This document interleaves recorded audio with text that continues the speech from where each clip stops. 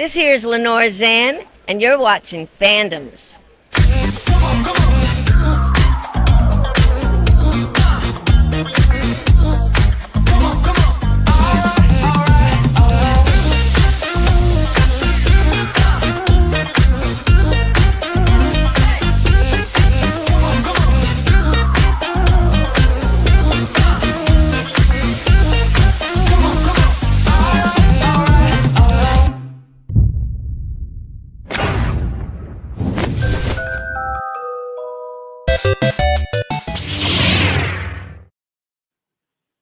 And welcome to Fandoms, a show from every fan's point of view. You know me as Tony. I'm the host as well as the co-founder and co-CEO of Nerd Initiative. Welcome, and we have a panel of people tonight. We're going to be talking about mutants. We're talking about Doctor Who, as well as maybe some AI. We may not get to that because let's face it, Doctor Who may just take up the whole time. A couple things I want to remind you guys as you're joining us or as you're watching this later on. Please be sure to check us out at the Nerd Initiative website. You can also follow this link to the contact us, which will take you to our forums so that you can join our newsletter. We took a break from this month, but we will be having a new newsletter this coming June. There's also lots of new stuff coming up. I don't have a QR code for this, but be sure to check out the Nerd Initiative YouTube because every Wednesday night at 8 o'clock, we're going to be doing a panel on the road to Deadpool and Wolverine, which will include a review of some Fox Marvel properties. And so this next Wednesday, 8 o'clock Eastern time, we'll be talking about X-Men and X2, X-Men United. So be sure to join us. Each week we'll be jumping into two more until we get to the week before Deadpool. So be sure to check that out. Also, if you're interested in comics, be sure to check out New Comic Book Day.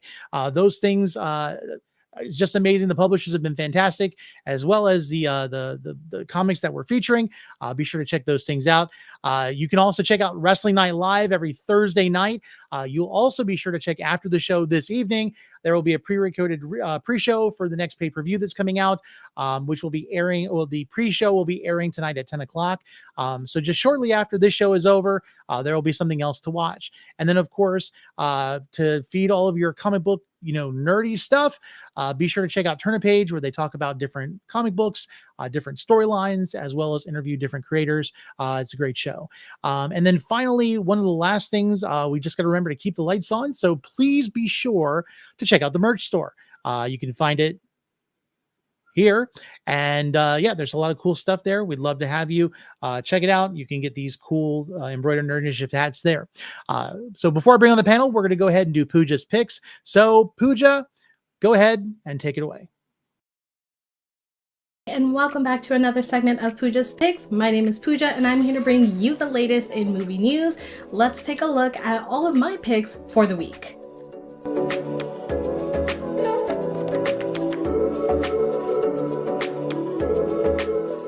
Get ready to hate Mondays again and eat tons of lasagna because the Garfield movie is now in theaters with Chris Pratt voicing the titular character. The film centers on Garfield, everyone's favorite orange cat, who embarks on a journey to the outside where he's suddenly reunited with his long-lost father, Vic, a tough street cat voiced by Samuel L. Jackson. Garfield soon finds himself caught up in the whirlwind of a heist, not knowing where it'll take him next. Be sure to bring plenty of snacks because I'm sure Garfield will not be sharing. The long-awaited prequel film from George Miller is finally here. Furiosa has now hit the big screen to tell the mysterious story behind Imperator Furiosa, who originally made her first appearance in Mad Max Fury Road back in 2015. Fury Road introduced us to a solemn, battle-scarred woman hell-bent on rescuing 5 prized young women from a dangerous patriarchy and finding her cherished green place. But what exactly led her to such a journey in the first place? The prequel film focuses on Furiosa from the time she was taken away from the green place and is silently at the beck and call of Dementus, a warlord who leads a biker horde and is at war with Immortan Joe, tyrant leader of the Citadel. The film is led by Anya Taylor-Joy, Chris Hemsworth, and welcomes back several members of the original crew from Fury Road, from costume designers to writers. As a major fan of the 2015 film, I am beyond excited to see the origins of the strong-willed Furiosa.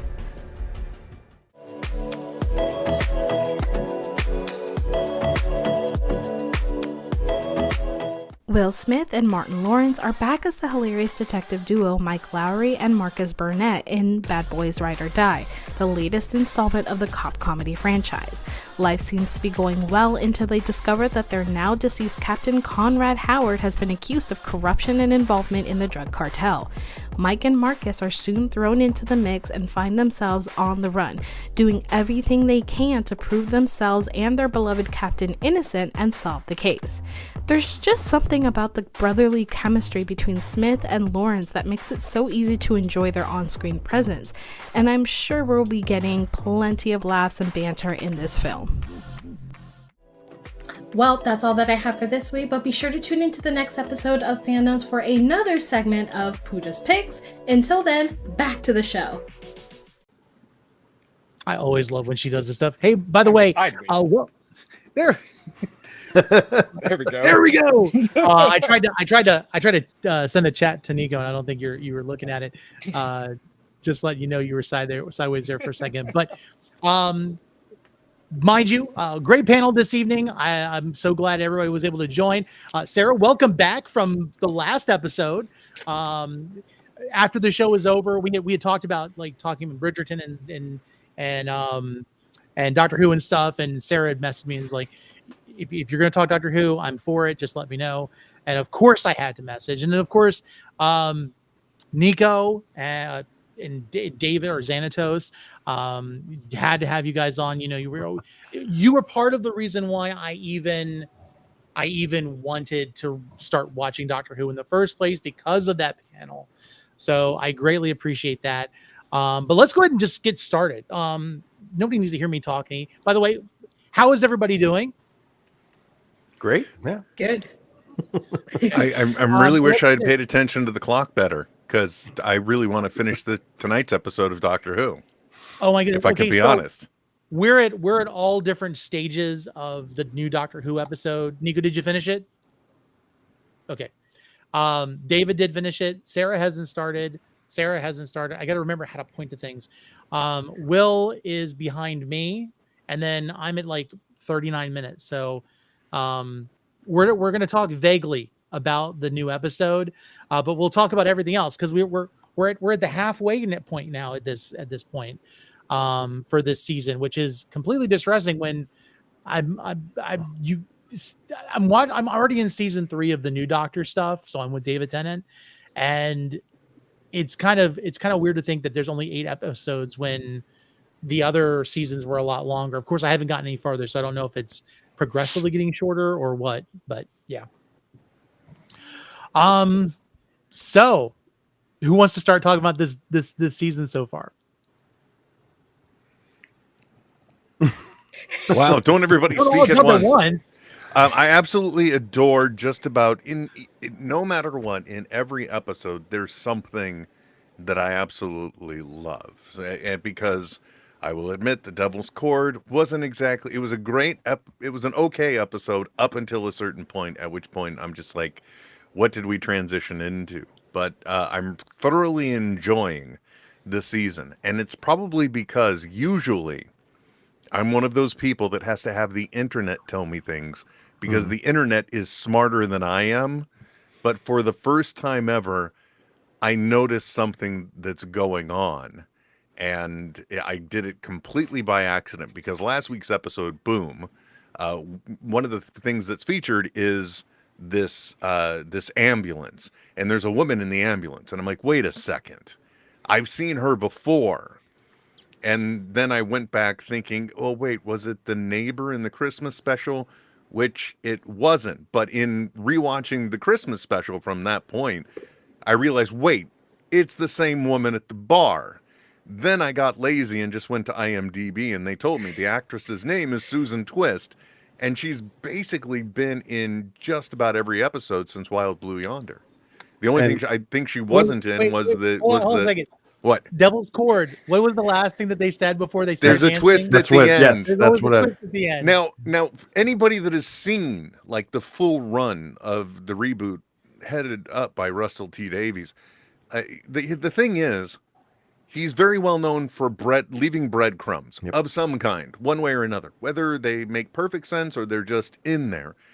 I'm almost thinking this is just a complete misdirect to mess with us. That's just me. But I was super excited that I got clued in on that. All that said, though, I love the energy that Ncuti brings to the role. It's just delightful. And the only thing I'll say about tonight's episode is clearly I wish there was more of him in it. But anyway, let's move on. Everybody else, just in general, what do you think about the current season? I'm going to call out Nico first because clearly we got to say names and get people moving. Oh, we can't hear Nico now.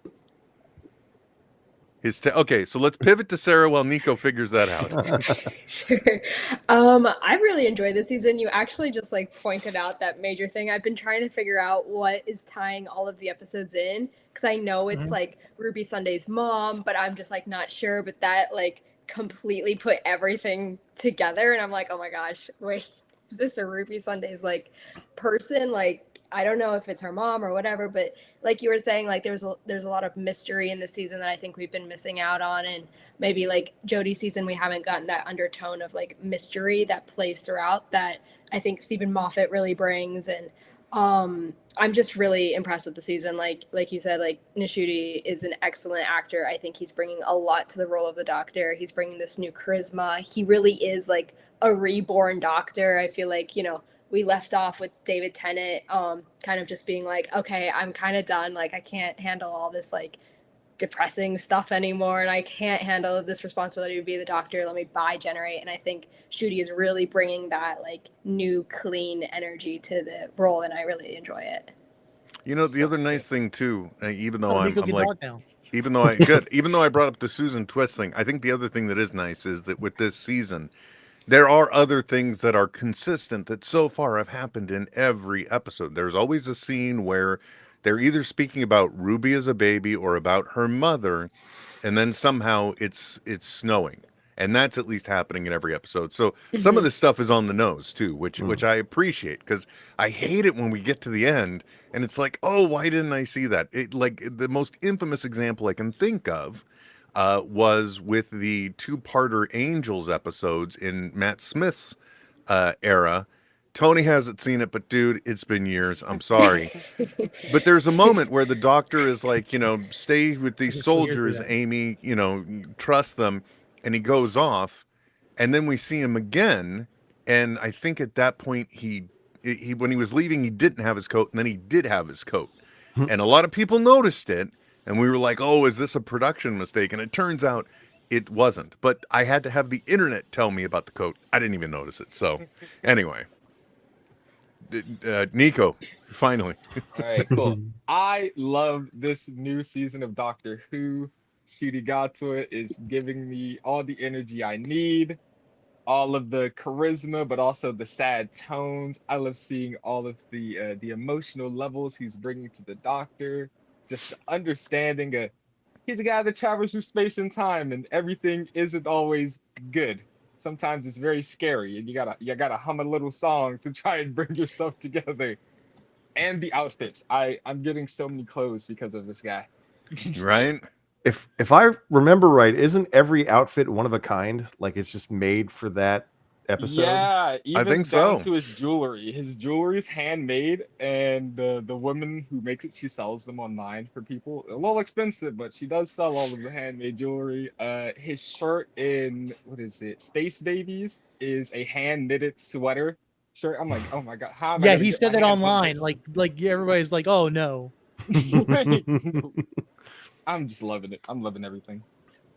And I think you bring up a good point about, I think you bring up a good point about Nchuti's energy as well, but there's also, with the bi-generation and the doing therapy out of order, I think he's the one that gets to bring his natural energy to it, but at the same time, he's also bringing this new, happy, excited about all of the possibilities of the things you could see in the universe that we really haven't been able to enjoy, except for little bits and pieces, like with Tennant, and a little bit with the other Doctors after that, with some level of excitement. But now it's almost like this blissful joy. Yeah, I totally agree. I like what you were saying. There's this constant thread of what's going on with Ruby and like what's going on with the neighbor. Like there's a couple of little breadcrumbs that I'm waiting for it to be solved. And I think each episode has had this unique flair to them, like space babies, the talking babies, the I think Boom was probably my favorite so far. And we got to see the actress that's going to play the next companion play a completely different role, as is typical of Doctor Who. That is very true. Like, because Tony, you're entering in your watching to catch up while still watching the new stuff. You know, you've seen Martha Jones, and I believe she's like a chambermaid or something else in a previous season, and as well as moving on, even Peter Capaldi was in an episode, as was guys. Why am I blanking on Karen Gillan? Was she in the same episode that Capaldi was in? She was, yep. Same episode. Okay. Pompeii. Yeah, so you know, it's all good fun. It's little bits of tradition, and I think the other thing that I really like is that we're getting a new Russell T Davies now too. He's been through other productions. He's done other shows. And this season really gives me the feeling that he's kind of learned some of the lessons that he needed to learn to grow as a showrunner in this case. Because really, this one is, I mean, aside from, I think when we first came back with the first special with David Tennant in it, you know, at first it was like, well, that this is definitely a Russell T Davies romp, as was Space Babies.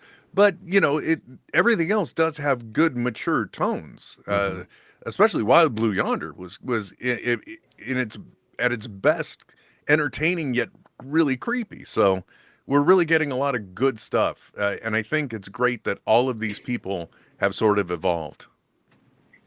Yeah, I'll be honest with you. I'm only in the season 3 right now. I'm still with David Tennant. Martha Jones has just appeared when it comes to where I am trying to catch up. I have to say, I kind of avoided watching the specials and then getting into the season for a minute. And then I decided, like, the week before, I'm like, I got to do it. I got to jump into this. I got to get, I got to get involved because I would like to enjoy some of this with everybody. And it was kind of refreshing after going through those first few seasons with, it was Eccleston and then you have Tennant, that one, the production value is much more amazing because let's face it, when they started with Eccleston, they were like, this ain't going to work. We're just going to throw it out there. And, we're going to just do everything on a basic budget. And then you can see they started improving and upgrading and doing things. And this, what's interesting is what I've seen different between those two Doctors that I've watched so far and Ncuti is there's just a joy.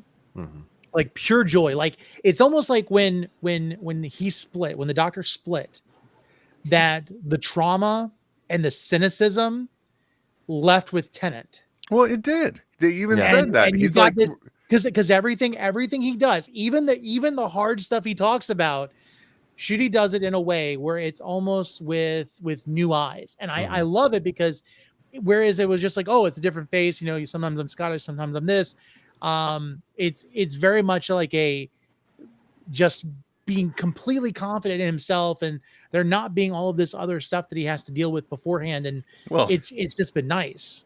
When you look at what has transpired, that's what they kind of said in the last special with NPH in it, was that they're doing therapy out of order, and the most important aspect of the bi-generation is that David Tennant gets to just sit down and relax and finally stop running, right? Because that's what it's always been, just going from one thing to the next to the next. I killed all of the Time Lords to end the Time War, into the trauma of what happens at the end of Eccleston's first season, to discovering the Time Lords are saving the Time Lords again, and then only to have them be wiped out in the Chibnall era. So it's like it's been so much dour stuff. Like I even got confused when there was the entire Flux season,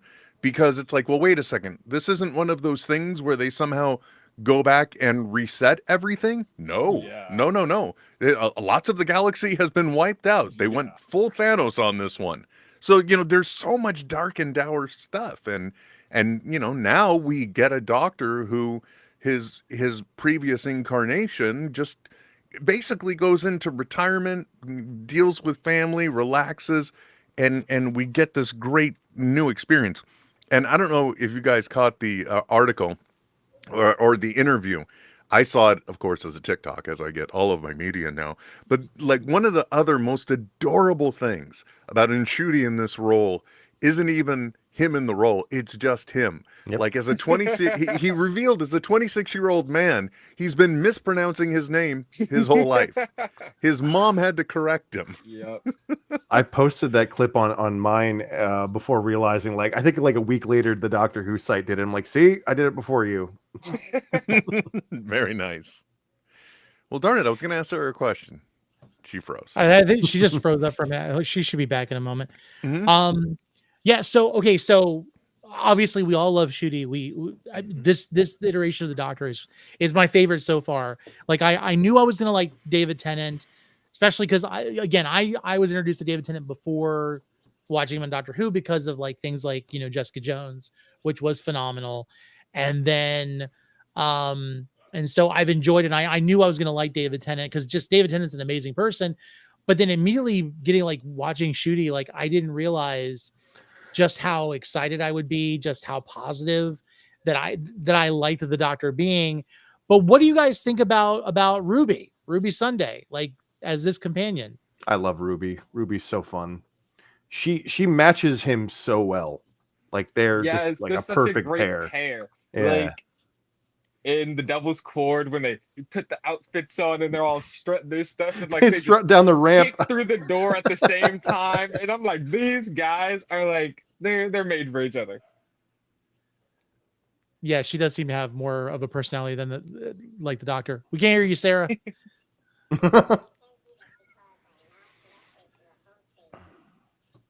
Hold on. Gotta love technology. Mm-hmm. I know, right? It's always the best. But at least she can hear us.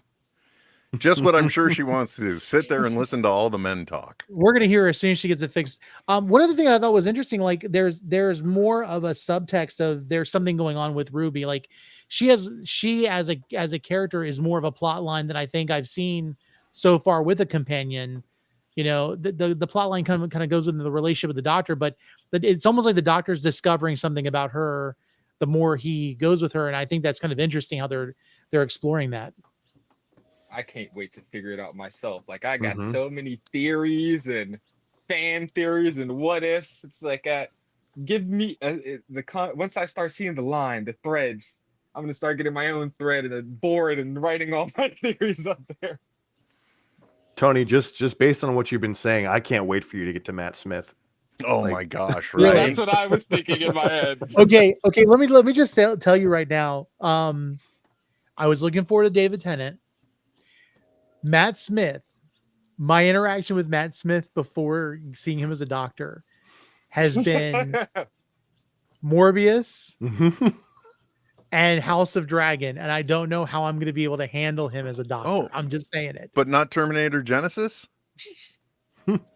We don't talk about that. Oh man, yeah, you're gonna really like the Matts. You're really gonna like the Matt. I actually I came into Who in the lull between Tennant and Matt Smith. So really, even though I watched the first four series and the specials, really I kind of came into it where my week to week journey was with Matt Smith, and he is an absolute wonderful goof. But the thing that amazes me the most is that he plays the age of the Doctor so well when he needs to do it. Like when you get to the end of his first season, there's a moment where he's sitting in a thing and he's doing a thing and he's talking to Amy Pond. And when he's doing it, you're like, there is no way this is a 26-year-old actor. This guy sounds like my papa or whatever, your grandfather. You know what I mean? He's able to convey that old energy so well. And also just a terrible dancer. Came up with the dance known as the drunken giraffe. There you go. Yeah. Nico's got it. Sarah's got a feeling for it too. Yeah, I'm still very excited for you on your journey, especially since you haven't seen Blink yet. Stephen Moffat, by the way, can we just at least I hope everyone enjoyed Boom as much as I did. And the moment I knew it was a Stephen Moffat written one. Actually, if I had never seen the title, I would have known it was, because it had those little Moffatisms in it. You know, the religious military is a constant theme that's come up in his shows. And in the previous seasons, he was by far, for me, one of the more, dare I say, prolific writers. He brought us is it The Endless Child? I always get it. Timeless? The Timeless. No. Is that what it is? The Timeless Child. The first part of the Doctor Dances. I always get it wrong because there's the first part with, Are You My Mummy? So he wrote those. He wrote that was a creepy episode, by the way, as well. Yeah, it was. He wrote that. It was great. Second season, he had The Girl in the Fireplace, an amazing episode. Instantly showed this is a guy that can play with time really well. And then third season, you haven't gotten to Blink, which is by far one of the series' best, in my opinion. Yeah. So last week's episode, last week's episode really brought that Moffat energy very well. And, much in the same way that with Thor Ragnarok, they took away almost every trope of Thor. The way they brilliantly took away all of the Doctor's tools except the people around him and his own mind was just genius.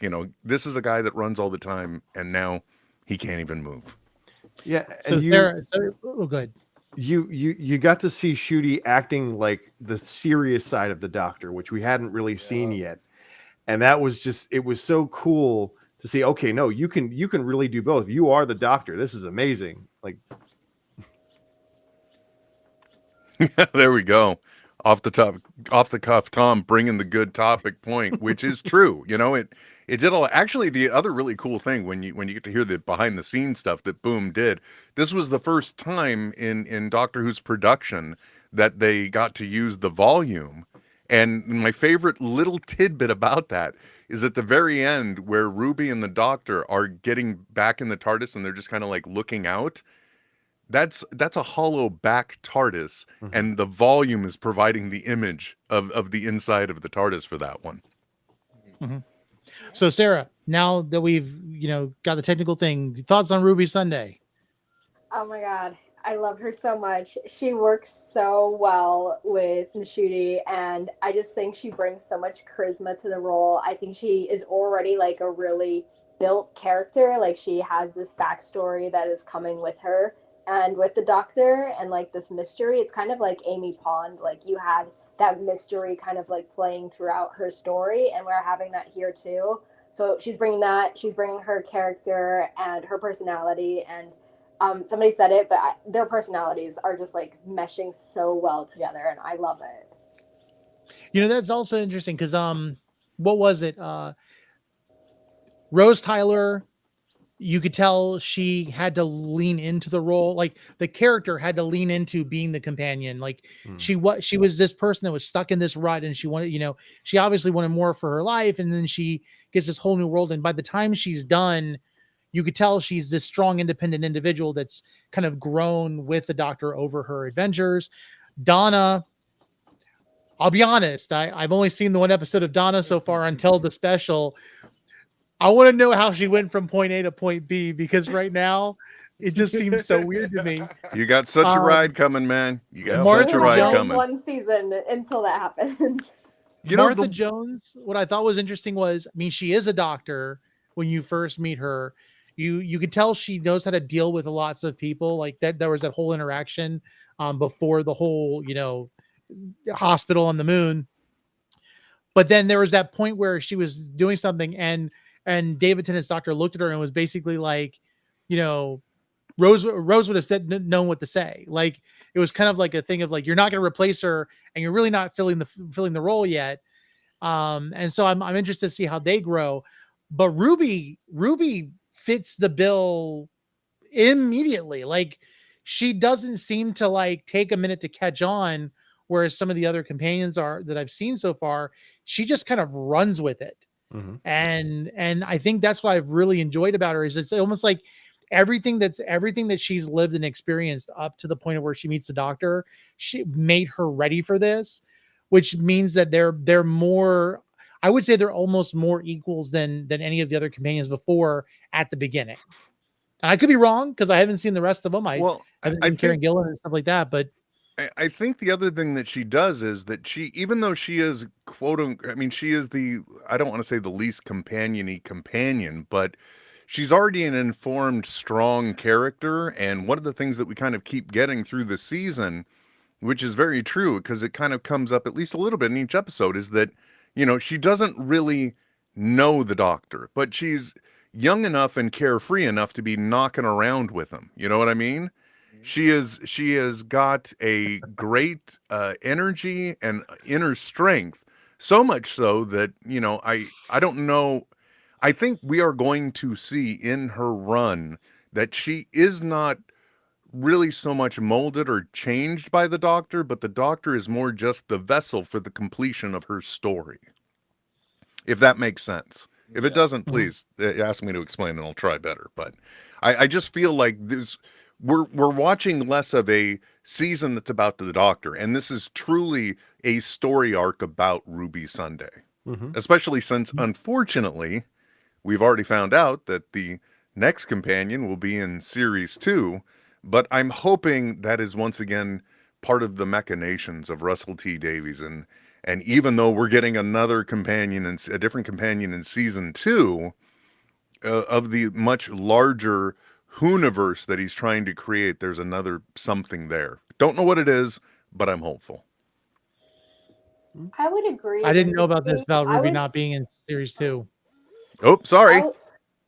Spoilers. He said that they're like joining together. They're Oh, okay. Good. I was concerned for the Ruby Sunday too. I was like, Ruby, no, I need more. Yeah, definitely, especially since we're only getting 8 episodes this season. Yeah. Were you gonna say, Sarah? Oh, I was just gonna agree to disagree just with Tom because I feel like when you're saying like the Doctor is a vessel for the companion, like for Ruby Sunday to like kind of go through, I feel like the Doctor has always been like a vessel for a companion to get from like wherever they're at to wherever they need to be. And it just so happens that this companion is a different type of like order, but you're still going from like one point to another point for her to get there. And I would argue for like every other companion, it's been the same, whether it's like getting them out of like a stuck place and like moving through like, and recognizing that they are more like capable than they're making themselves out to be, or like whether it's like unfortunate demises or whatever. Either way, the Doctor has been like that vessel for every single person he, she, or they have interacted with. So I would say yes, vessel, but I don't think it's just a singular experience here. Okay. So let's go back to the special with Neil Patrick Harris, and then we had Devil's Cord. We have these entities that, of course, there's the assumption that, of course, that was that one episode with David Tennant and Donna, David's doctor, where he threw a superstition out into space, and in doing so opens something up, and of course then we get the toy maker, and we get what was the villain's name? Maestro. Maestro, which by far I'm going to say it right now, one of my favorite villains, because I just loved from being melodious to like being just really like vicious sounding, like great range. I absolutely loved it. I thought if anything would terrify me away from ever wanting to do anything with music, that would have been the episode. But what do you think? What do you think they're gonna? What do you think's next? So what do you think is gonna happen with all of this? feel like they're leaning more mythical than extraterrestrial. So like we Yeah. could go anywhere. I'm waiting to see a wizard appear at this point. Yeah, I think you're right, and I think that was kind of the point that the 14th Doctor made in introducing a superstition at the very edge of existence. He did open up this door to where, I mean, because really, honestly speaking, other than potions, oh, never mind, spoilers. Other than other things happening earlier in the series, we don't really get much of the magical. It's always something that is rooted in scientific, much in the same way that superheroes were created in the early days of Marvel Comics. There was always like a scientific solution, mostly given radiation. But this is a new era of Who that has openly said we are going to introduce the mystical and magical side of things. So when you couple that in with everything we've seen of Doctor Who so far, it's like anything and everything is possible. And it introduces my favorite element in stories, which is complete unpredictability. I love a story where I have no idea where it's going. Much like this week's episode I haven't finished yet. I have no idea what's going on. Anyway. Oh, and just to kind of say, we said this earlier, we're not going to talk in depth about the episode, but I will say, because we were saying this offline, this episode, this most recent that just dropped like an hour before the show started, is it for me as a new Whovian, I'm extremely like tense. This is like the same like tone of Doctor Who that terrified me as a kid, because it's the unknown, it's the unspoken, and you know, I'm looking forward to the end to finding out the answer of what's going on, and it's definitely interesting, because when I came into this, I'm always thinking like, okay, sonic screwdrivers, and there, you can always open a lock, and there's always a scientific answer for stuff and all this stuff, and then you have these, you know, these pantheon characters like Tom said about the trickster, and then you've got Maestro, and you've got Toymaker, and then you've got, you know, this whatever's going on in this episode. And it unsettles when there's like, you think, okay, well, there's always going to be a scientific answer. And Will, you mentioned like Marvel, you know, like the MCU when it started, they wanted to do, you know, they want to have answers. Like, what was it? Dark World, Jane Foster's like, you know, they're saying, oh, it's a soul forge. Yeah, it seems like it's just this. And there's like a scientific, you know, it's just science that you haven't figured out yet, until they finally got into the whole mysticism with Doctor Strange. It's almost like you said, that they're kind of blending the two now. And I don't know how I feel about it, because I'm so new to all of this. Like maybe it's good, maybe it's not, but yeah, I'll let you guys decide. Without spoiling and without really comparing the two, I feel like this episode had the same recipe but slightly different ingredients as Blink. Like it had a very similar feel to it throughout it. Yep. I love a good. All right, I'm not going to bed tonight until I watch Blink. You know, the brilliant thing is, 10. you can, even though it's the 10th episode in season 3, honestly speaking, you can just watch it if you want, man. You can skip ahead, and then you'll enjoy rewatching. Therapy out of order. If I do it out of order, maybe it'll be in order. That was actually my first ever episode of Doctor Who. I saw it on like Facebook, and it like terrified me of Weeping Angels. It's literally in the new Who era, it's literally the episode I always recommend people watch first. Same.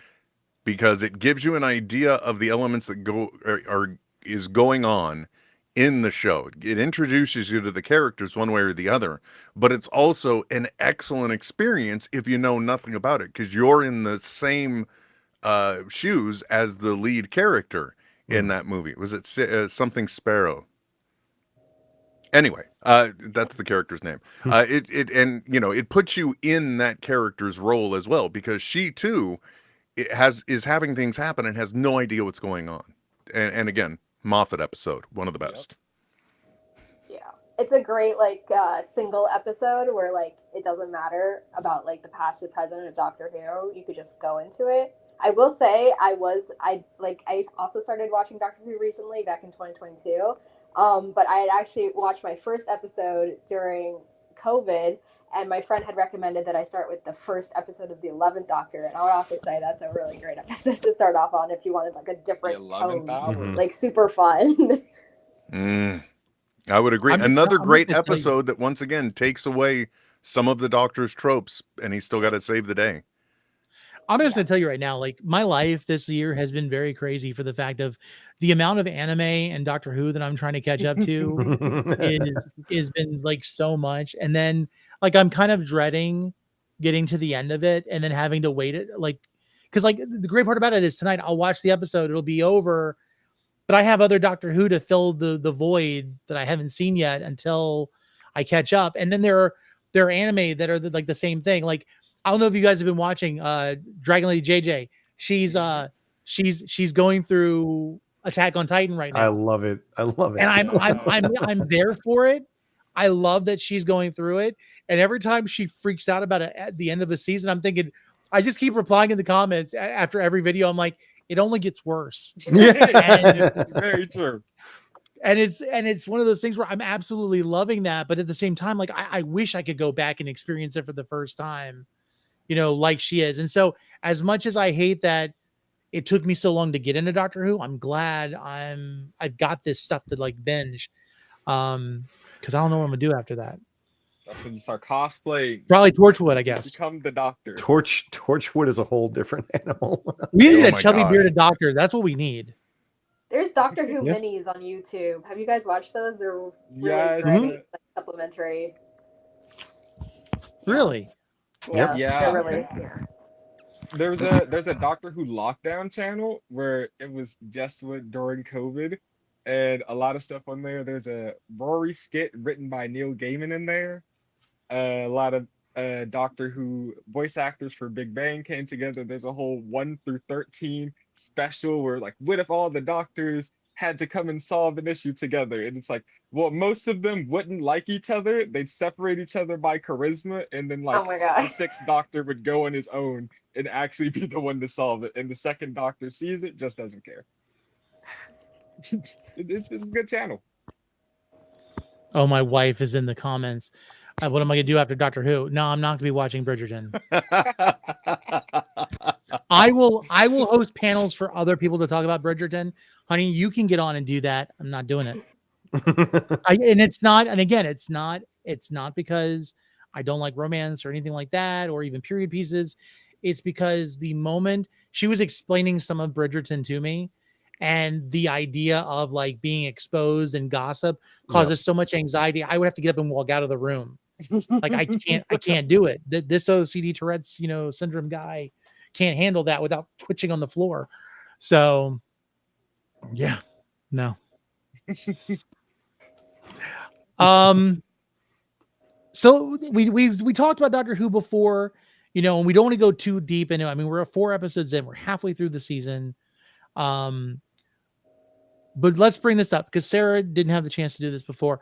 What is your favorite Doctor Who moment, including this season? If it maybe that changes from what you've seen, what is your favorite Doctor? What's the one thing that you think? Well, I already know it's Blink, so you don't have to say nothing. Okay. That's his way of making me shut up. How rude. No, that's not how I made you shut up. All I have to do is this. Is this like ever across time, space, like just like my favorite moment ever? Yeah, sure. Oh my gosh. Okay, wait, hold on. I gotta think for a moment, like really quickly.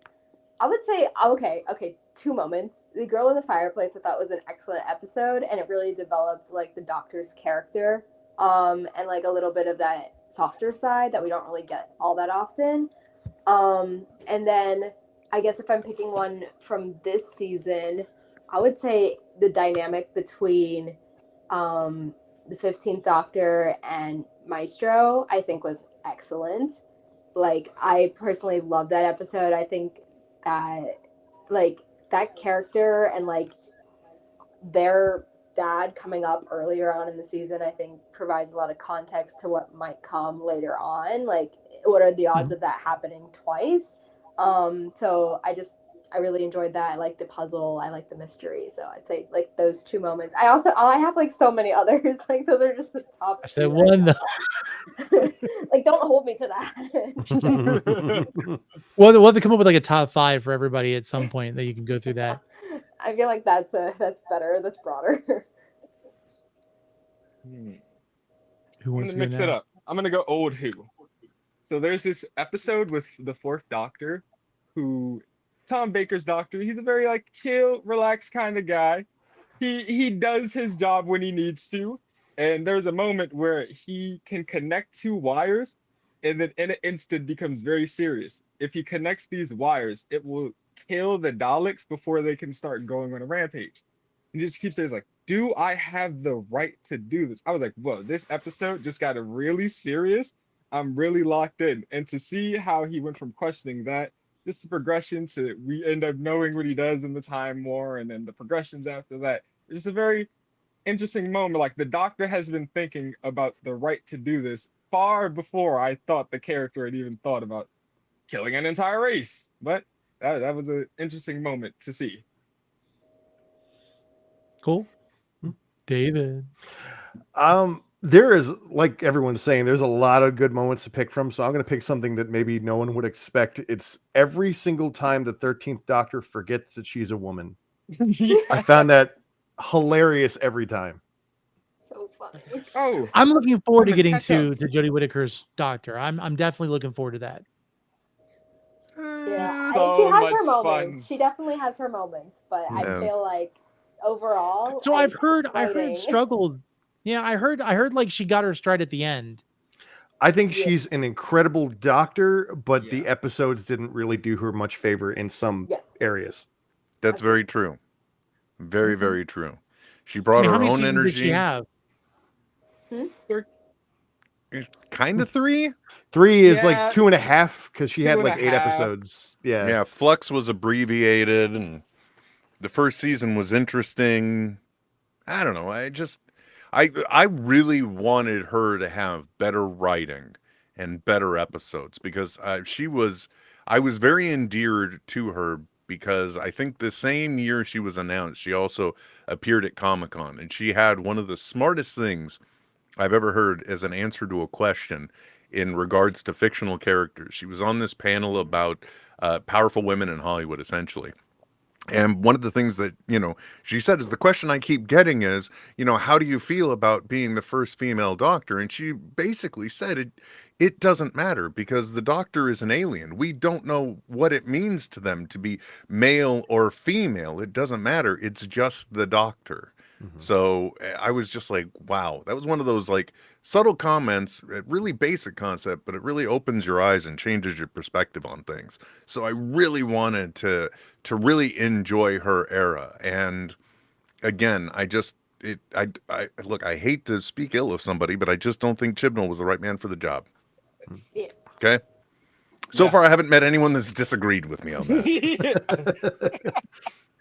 And I'm looking forward to understanding what you're talking about. So we'll see. There you go. Yeah. Okay. So we talked a lot of Doctor Who. We talked about for about 48 minutes, which is great. But we did say mutants, doctors, and AI. We probably won't get to the AI, but we definitely do have to talk about mutants. And I guess everybody here has at least watched some of, I'm just assuming, X-Men 97. And of course, there is the Deadpool Wolverine movie coming out. And by the way, just as a reminder, I said this at the beginning, it's already on the schedule on YouTube. So if you go and you want to be notified by it, you can click the notification button. We are doing the Road to Deadpool and Wolverine on Wednesday nights at 8 Eastern time. And of course, we're going to have a panel of people to talk about that. And we're going over X-Men and X-Men 2 United. But let's talk about X-Men 97 first. We got through the whole thing. Has everybody watched all of it? Mm-hmm. Okay. I haven't, Okay. but I don't mind spoilers. Okay. Well, we won't spoil too much, except for, it's X-Men stuff. It's going to change next season anyway. So My friends in the Discord, they spoiled everything. They're big X-Men fans. Oh yeah. Oh my goodness. I would probably say the best. Everyone is saying this, but I will say it is probably one of the best Marvel shows that we've gotten so far. And I think what stood out for me was it wasn't just this seamlessly continued on from the original series, but on top of that, you also got the world being expanded beyond the X-Men. I mean, you had crossovers and stuff with the original series, but you saw Spider-Man, but then forge with the magic ring. Like you see the magic working around his wrist, and he's doing actual they mentioned commertage, and then you see all these other things. Like you get this concept, and then they even like confirm things like the fixed points within a timeline. I would love to see X-Men 97 be a big influence on some of what Deadpool and Wolverine has to deal with. Like, not necessarily you see like the characters cross over maybe, but like there's all of these things that are happening and all of these timelines that are changing, and everything is collapsing in on itself. And at some point, the animated series is going to have to be affected. Yeah. I might be one of the few that's really only watching Deadpool and Wolverine for everything but Deadpool. Because I really like the first two movies were cool, but like, man, I love Wolverine. I love everything else that's been advertised for it, but Deadpool's just kind of there. I don't know. Yeah, he's just there to give it the rated R, rating. So, whatever else think about X-Men 97. I was just saying, I'm anticipating a crossover, like eventually, just based off of like what I saw in X-Men 97. I feel like, I don't know, whenever I see time travel, I immediately think of, oh, what if they time travel and it's not on their timeline, and then suddenly the multiverse. So I feel like anything is possible with the multiverse, and also the fact that like What If is canon and that's like animated, so you can easily have X-Men 97 and like all of these mutants and all of these crossovers potentially happen in some reasonable way down the line. But yeah, I really, like you said, I think this is probably one of the best projects Marvel has produced in a hot minute. It's very good. What do you think caused the time travel at the end of the season? I don't know. I'm not familiar with the comics, but I did look up that they do time travel quite frequently. So I'm assuming it's got something maybe to do with like Magneto, and like maybe he pulled towards like the like sciencey talk, like pulled toward the Earth core so fast that they spun into like a different dimension. Is kind of what I'm thinking. Wait, so they did like Superman time travel? Yeah, I just like go really quickly and then go out. But I have no idea. No, it's crazy. Like I just, there's been a lot that Marvel needs to explain when it comes to the MCU's, view of time travel. Because let's face it, Endgame confused everybody, and it's starting to slowly make sense.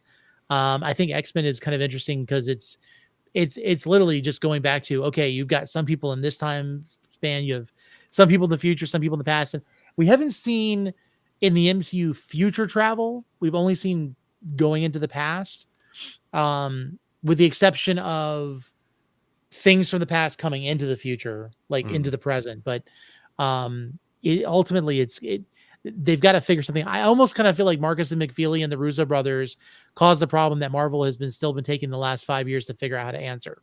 Yeah. So I mean, except for Loki. Sorry, I'm just like, I was like trying to think like who's gone into the future. Loki's gone into the future, but that's it. Yeah. Oh yeah. Mm-hmm. What if he caused it? I mean, technically speaking, if Loki is considered canon, he is the only reason why the multiverse is sustaining. So, right. That means he's kind of in control of all the stories. So, one way or another, kinda? No matter what? I just pictured Deadpool falling through a portal and plopping next to Loki sitting on his throne going, what? And then just going away into another portal. That's the end of the cameo for Tom Hiddleston.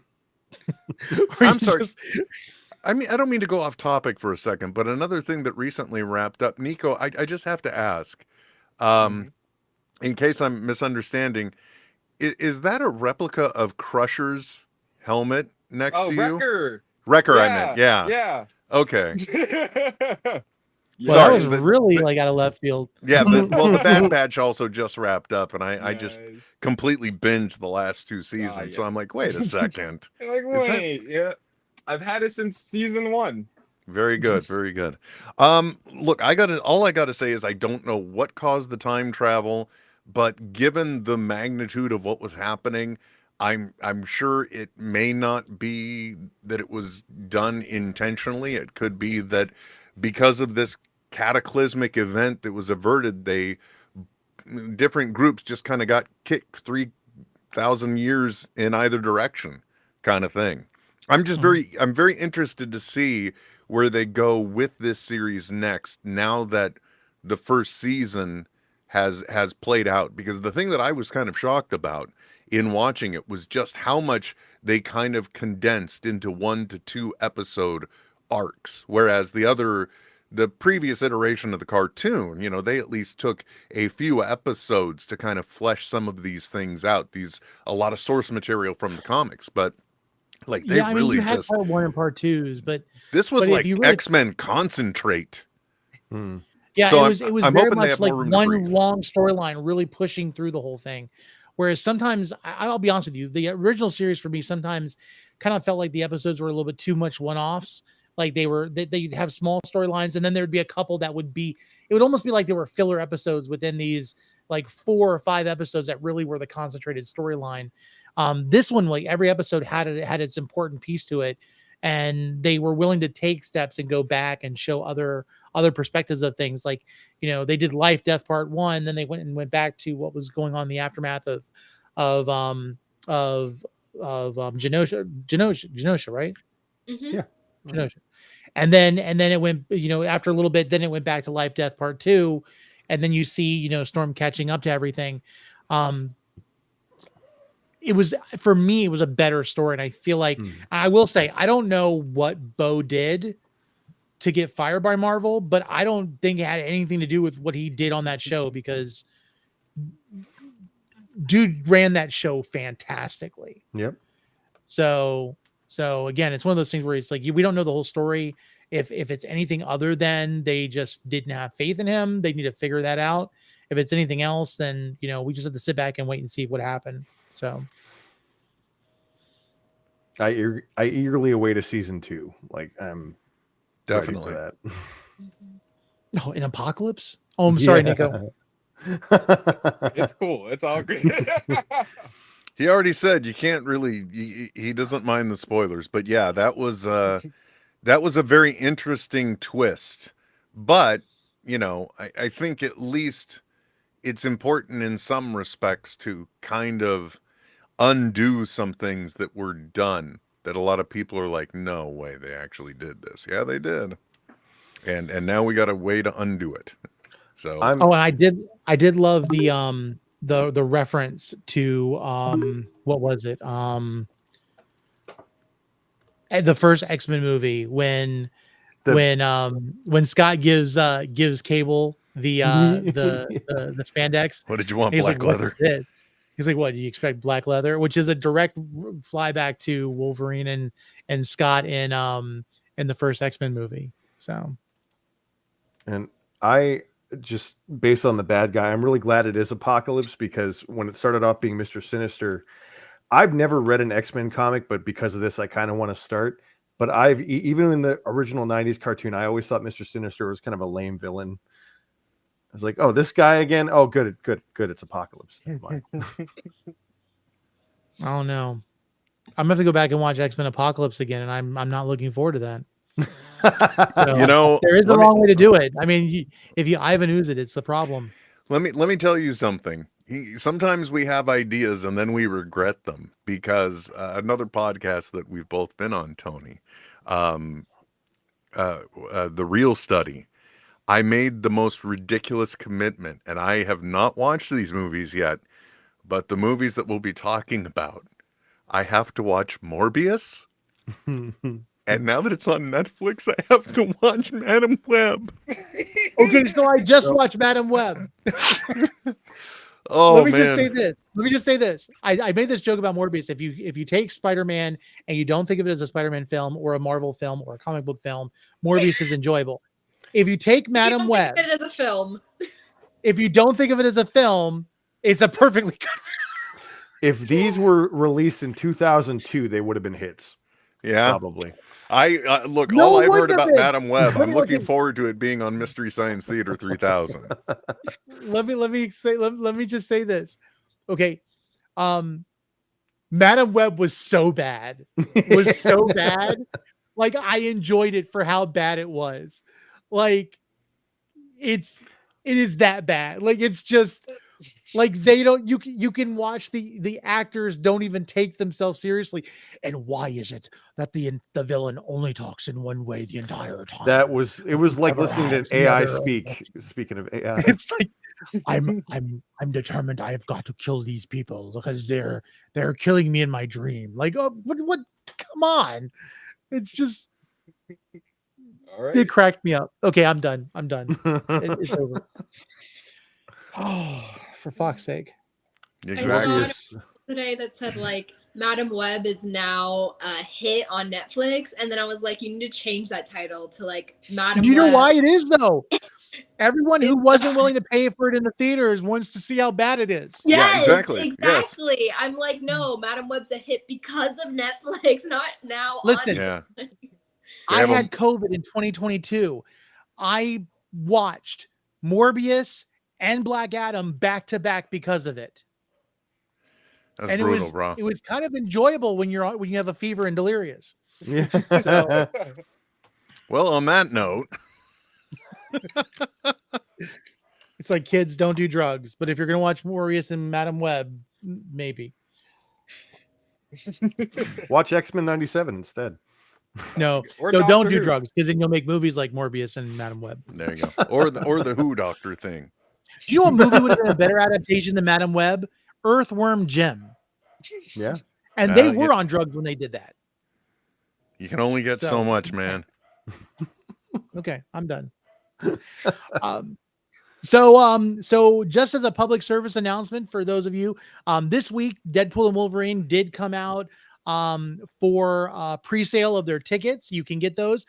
Will shared a link with me. I don't have the QR code for it because honestly, I wanted to, there to be tickets available, and no, I'm just kidding. Go to Fandango. Go on the app. Don't go on the website because Will said it was terrible. Go to the Fandango app, and you can actually pre-order tickets, and you can get the friendship necklaces.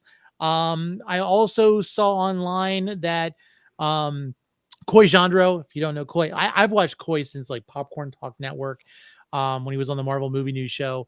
And so he was talking about, he went to a theater, he pre-ordered, and there was a vending machine with a claw that had yellow and red Easter eggs inside of it, that when you open it up, it had the necklaces as well. So I don't know if that's at all theaters, but that's definitely there. And of course, the other point of news that comes to Deadpool Wolverine, because we're not going to do too much projection, other than I love the trailer where it's just joking about Paul Rudd finally aging. And so that was one of my favorite things. But then also in the theaters, they have been releasing the cell phone warning, which was shown at CinemaCon, where basically some cell phones ringing. Deadpool addresses the audience, and Wolverine decides to just curse the audience out for it. And it's rather interesting. It also is crude, which is why it's bleeped out. I imagine when they do the show, because it's rated R, it won't be bleeped out. But then it also made me think of the fact that I asked Will this on Netheads last night. If you don't know Netheads, hold on a second. Be sure to check out Netheads. You can find them here. Look at that young looking Will Wilkins. It's terrifying. But anyway, Pretending we he were has talking hair. on Netheads. How many people do you think are going to ignore the R rating and are going to actually bring their kids to this movie because it's an MCU film? Way too many. A lot. Yeah. Mm-hmm. All the bad parents that have let them see the other Deadpool movies are going to do it for sure. But that is like Deadpool 1 and 2 are two of the movies that I often get the desire most to rewatch, and I intentionally do not when my 9-year-old daughter is in the room. So I won't be one of them. But I think I don't really think it's going to be that high of a number, other than, like I said, the bad parents, because I think that in the marketing, they are making it blatantly clear this is an adults movie. Mm-hmm. So it doesn't matter. It does not matter. It's sad to say parents are not paying attention. True. There's a lot of parents that are not paying attention. And my question is going to be, is that because you told me, isn't it like opening day? They're going to do a 3:00 showing of this movie. AMC theaters and all of their brilliance, the fan event, because they've always had for the well, at least I shouldn't say always, but they've had for certain movies special fan events. Like with Avengers Endgame, it was an earlier showing, and you got a purple challenge coin. And with this, I think you get a custom keychain, custom to be announced keychain. If you go to it. But of all the baffling things, it's at 3 p.m., at least at my movie theater. So I'm willing to bet at others it's equally illogically placed. Do they not realize people have jobs? You know, unemployment is way down, jobs are way up. Come on, guys. Just not thinking. But the great news is if you also do have an AMC theater that you're going to see it at later on in the day, typically, if the fan event doesn't have great attendance, they'll hand out the stuff anyway. Like I went for the longest time behind me, I had the gold dice thing that Han Solo has hanging in the Millennium Falcon. They gave that out at the fan event for Solo when it came out. And by the time it got to our showing, they're like, "You want these?" And I'm like, "Hell yeah!" Anyway. Oh yeah, what was it? I went to Regal to see the Marvels, and they had like the collectible tickets that you had to get if you went to the IMAX at a certain time or whatever. And when we went to the Regal in our area, they had them just sitting on the table. I'm like, I'll take all of those, thank you very much. So yeah, gotta go for the freebies. So with that said, we are at the hour mark. Is there any last thoughts? Deadpool, X-Men, or Doctor Who related, or does everyone want to just get off and either rewatch or finally start to watch, Sarah, the Doctor Who episode?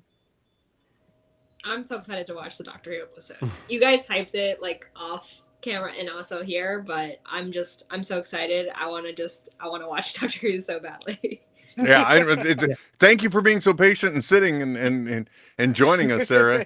Maybe I don't want to say it through my contact lenses right now. I don't want to say that I've been pressing play when everyone else has been talking. I don't want to say it. Well, maybe until the season's over. Maybe we should move Fandoms to 9 p.m. No, we just need to be mindful. Give it 8:30. That way we just need to be mindful of time. Time lords, if you will. When Maestro was describing the Doctor and said timey-wimey, why did I get so excited? Like that just made me so happy. Wibbly wobbly, timey wimey bowl. He hasn't even gotten to that part though. I know, right? Bro, right after this, finish this episode, then watch Blink. Thank us later. Season 3 episode. All right, fine. Well, with that said, it is Fandoms is over. Be sure to go and check out Doctor Who. Of course, we've been talking about that. If you haven't gotten your tickets, sonic screwdriver right there. If you haven't got your tickets for Deadpool Wolverine, be sure to get that. But try to do it through Fandango so you actually get like a souvenir, because honestly, I will be jealous if you do. And with that said, go have a good night. Enjoy your fandoms. We will see you guys again in 2 weeks. Oh, wait. Before I do that, well, people might be leaving, but let's try this. Everybody, tell us where we can find you. I can't believe I didn't do that. Sarah, go. Okay. So I'm Movies and T on Instagram and YouTube, and then I'm movies_and_T on TikTok. Okay. David. I am Xanatos1138 everywhere, primarily on TikTok. Okay. And Nico. I am Nico Skywalker on TikTok, Skywalking Nico on Instagram. And Will, of course, you want to plug? Oh yeah, you can just find me everywhere on social media and the like with that Will Wilkins, 2 L's in the Will. But yes, Nico and I are just flashing our Sonics. We have all the same ones, dude. We can't. I don't think we can have a Sonic off. Oh no, wait. Okay, wait. They're right up there. 13's in my bed somewhere. I don't even know where I put it. There it is. The thing is, I don't even know how I had 14s up nice. there, considering the War Doctors is also in the way. Oh yeah. Got this nice little holder there. It does the job. All right. Well, good night, everybody.